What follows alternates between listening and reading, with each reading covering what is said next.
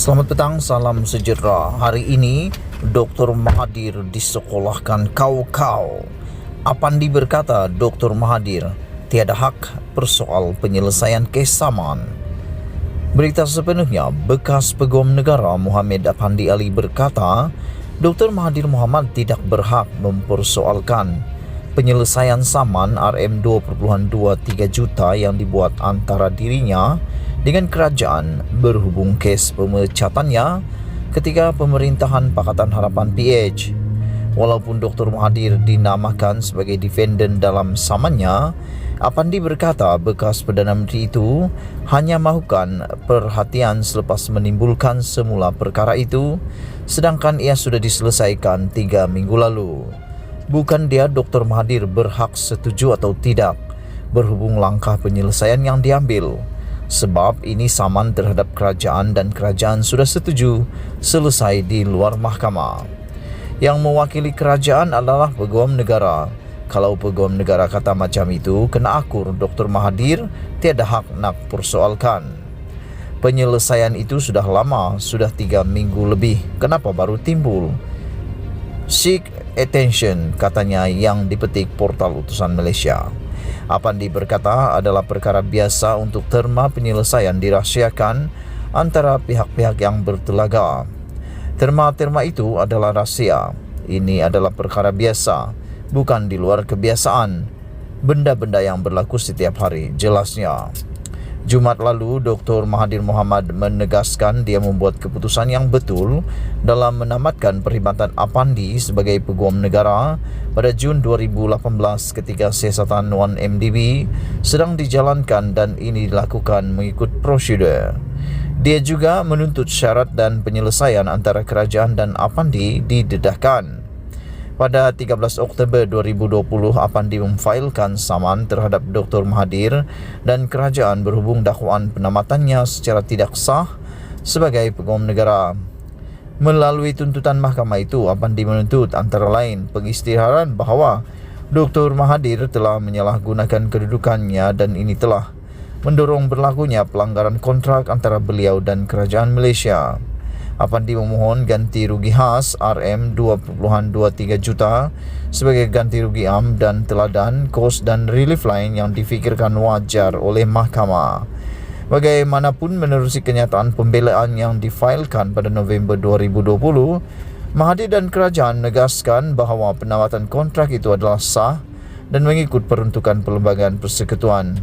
Pada 13 April 2022, Mahkamah Tinggi Kuala Lumpur membatalkan saman itu selepas kerajaan bersetuju untuk menyelesaikan kes itu tanpa sebarang pengakuan liability dan syarat penyelesaian itu tidak dapat didedahkan secara terbuka.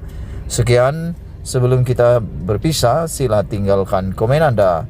Setiap daripada komen anda amatlah dihargai. Pertimbangkan untuk menekan butang subscribe untuk mendapatkan ulasan-ulasan terkini daripada channel yang luar biasa ini. Kita jumpa Selamat lagi. petang, salam Bye-bye. sejahtera. Isu yang paling menyedihkan seluruh rakyat Malaysia hari ini adalah apabila kes rayuan Najib di Mahkamah Persekutuan akhirnya ada keputusannya. Sebelum kita teruskan ulasan kali ini, jangan lupa tinggalkan komen anda banyak-banyak. Tekan butang subscribe untuk mendapatkan ulasan terkini daripada saya setiap hari di channel yang luar biasa ini. Hari ini Malaysia digemparkan dengan keputusan terkini daripada Mahkamah Persekutuan terkait kes Najib di SRC International yang melibatkan hukuman penjara 12 tahun dan denda RM210 juta. Yang menariknya, Mahkamah Tinggi, Mahkamah Persekutuan hari ini dengan sebulat suara telah memberikan keputusan untuk meneruskan perbicaraan rayuan Najib dan tariknya sudah ditentukan. Tarik ini adalah tarik yang sangat-sangat signifikan kepada kita, terutamanya kepada pemerhati politik dan penganalisis politik. Tariknya adalah 15 Ogos. Ingat baik-baik, pada bulan ini juga, 12 hari bulan, 3 hari lagi Najib akan berdebat dengan Anwar Ibrahim. Adakah debat itu akan dapat diteruskan ataupun akan dibatalkan saat-saat akhir? Sila tekan butang subscribe, tinggalkan komen Anda tentang debat Najib Anwar juga. Pada pendapat Anda, adakah debat ini dapat diteruskan ataupun tiba-tiba Najib pula akan kena COVID-19? Seperti seorang ahli parlimen daripada Melaka meramalkan bahwa saat-saat akhir debat Anwar Najib mungkin akan dibatalkan. Salah satu sebabnya beliau mengatakan, ahli parlimen Melaka ini mengatakan bahwa mungkin Najib akan positif COVID-19 dan perlu dikarantin di rumah kerana 11 hari bulan Mei ini akan ada hari ulang tahun UMNO dan ramai-ramailah orang nak kat sana. Jadi mungkin akan ada jangkitan. Tak tahulah.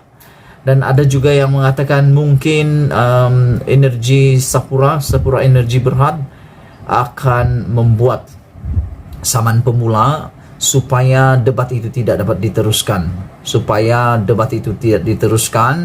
Dan masalah sebenar Sapura Energy Berhad tidak boleh didebatkan secara terbuka menurut sahbudin.com.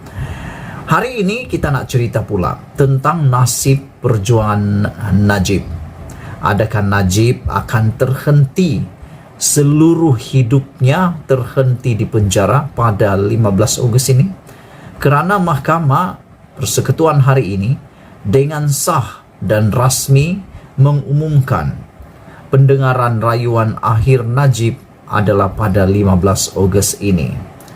Persoalan dan ulasan kita hari ini bukan sekadar tentang berjayakan Najib lepaskan diri daripada tuduhan hukuman 12 tahun dan penjara itu dan denda RM 210 juta itu, ataupun ulasan kita yang seterusnya adalah sejauh manakah Najib sempat menyelamatkan diri.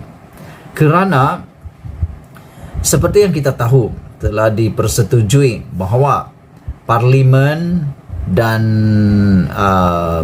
parlimen tidak akan dibubarkan sehingga MOU antara PH dan Ismail Sabri tamat pada bulan Julai ini. Kalau parlimen benar-benar dibubarkan pada bulan Julai dan tidak pastilah pertengahan ke awal atau sebagainya, mengikut yang saya tahu pilihan raya akan diadakan selepas kempen pilihan raya. Bermaksud saya fikir Najib tidak akan sempat melakukan apa-apa lagi. Pilihan raya PRU 15 tak perlulah dipercepatkan lagi. Kerana nak dipercepatkan pun memang tiada gunanya lagi. Sebab apakah lagi guna PRU dipercepatkan sekiranya kes Najib ini sudah ada keputusannya. Kes Najib ini telah mencapai kata putus terakhir 15 Ogos ini. Adakah Anda berpendapat bahawa Najib akan sempat untuk menyelamatkan diri, dan adakah Najib akan menang di dalam pilihan raya lagi? Saya fikir kalau pun Najib menang, sukar untuk beliau. Kalau dipercepatkan lagi susahlah Najib. Lebih baik selesai dulu kes ini dan kita doakan Najib terlepas daripada hukumannya dan Najib bebas sudah, dia boleh bertanding. Tapi kalau tidak, kalau diawalkan, persoalan yang lebih besar timbul. Bolehkah Najib dicalonkan? Adakah Najib akan dicalonkan? Dan kalau Najib dicalonkan, tiba-tiba pula dia kalah di dalam kes keputusan Mahkamah SRC Internasional di Mahkamah Persekutuan, bermaksud Najib hanya mampu menyandang jawatan ahli parlimen pekan dalam masa beberapa hari sahaja. Kalau bulan Julai pilihan raya, bermaksud kalaulah tiba-tiba Najib kalah, dia hanya mampu memegang jawatan itu hanya beberapa hari sahaja. Mahkamah Persekutuan hari ini dengan rasminya menetapkan 10 hari mulai daripada 15 Ogos untuk mendengar rayuan akhir Datuk Seri Najib Tun Razak bagi mengenepikan sabitan dan hukuman penjara dalam kes penyelewengan RM 42 juta dan dana SRC Internasional Sdn Berhad. Perkara ini dimaklumkan sendiri melalui surat bertarik 29 April yang disediakan kepada media ditandatangani oleh Timbalan Pendaftar Mahkamah Persekutuan Hafizullah Omar Majsaleh yang memaklumkan tarikh bagi mendengar rayuan bekas Perdana Menteri itu ialah pada 15 hingga 19 Ogos dan 22 hingga 26 Ogos. Menurut surat itu, kedua-dua pihak pembelaan dan pendakwaan turut diarahkan mengemukakan hujahan bertulis sebelum 31 Julai. Pada 25 April yang lepas, Najib telah mengemukakan 94 alasan dalam petition rayuannya mengenai mengapa beliau harus dibebaskan daripada tuduhan menyeleweng RM42 juta dalam dana SRC Internasional Sdn Bhd. Antara alasan yang dibangkitkan dalam petition itu ialah Mahkamah Rayuan telah tersilap dalam fakta dan atau undang-undang dalam mengesahkan dapatan Mahkamah Tinggi bahwa pihak pendakwaan telah membuktikan kes prima facie terhadap perayu Najib atas kesemua 7 pertuduhan dan memanggilnya untuk membela diri. Pada 8 Disember 2021, Mahkamah Rayuan mengekalkan sabitan Najib dan hukuman penjara 12 tahun serta denda RM210 juta yang dijatuhkan ke atas Najib kerana menyeleweng RM42 juta dana SRC Internasional. Hakim Datuk Abdul Karim Abdul Jalil yang bersidang bersama dengan Datuk Khas Zanat Mehat Datuk Wazir Alam Maidin Merah menolak rayuan Najib terhadap keputusan Mahkamah Tinggi pada 28 Julai 2020.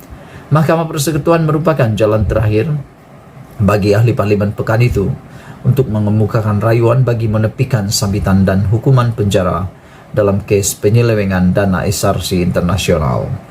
Sekian dulu untuk kali ini. Jangan lupa tinggalkan komen Anda, tekan butang subscribe supaya Anda mendapatkan ulasan-ulasan terkini dan setiap hari daripada channel ini. Tinggalkan komen Anda, tekan butang subscribe dan share video ini untuk kita semua. Malaysia kita punya, kita juga sama-sama cintai Malaysiaku. Kita jumpa lagi. Bye-bye.